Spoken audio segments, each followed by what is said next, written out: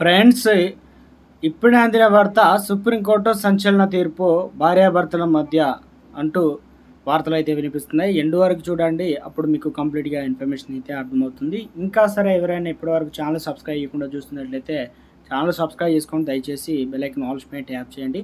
ఇటువంటి important information ప్రభుత్వం నుంచి ఎప్పటికప్పుడు తెలియజేస్తానండి. చూస్తున్న ప్రతి ఒక్కరు కూడా లైక్ చేయండి. చాలామంది లైక్ చేయడం లేదండి, కొద్దిగా సపోర్ట్ చేయండి. భార్యాభర్తల మధ్య పరస్పర గౌరవం, సర్దుబాటు, సహనం దృఢమైన వివాహ బంధానికి పునాదులంటూ వైవాహిక బంధంపై సుప్రీంకోర్టు ఆసక్తికర వ్యాఖ్యలు చేసింది. చిన్న వివాదాలు, విభేదాలు, అపనమ్మకాలతో స్వర్గంలో నిర్ణయమైందిగా భావించే పవిత్ర వైవాహిక బంధాన్ని విచ్ఛిన్నం చేసుకునేటువంటి పరిస్థితి తెచ్చుకోవద్దని సూచించింది. ఓ మహిళ తన భర్తపై నమోదైనటువంటి వరకట్న వేధింపుల కేసును కొట్టివేస్తూ justice JB Pardiwala, justice Manoj Mishra ధర్మాసనం ఈ మేరకు వ్యాఖ్యానించింది.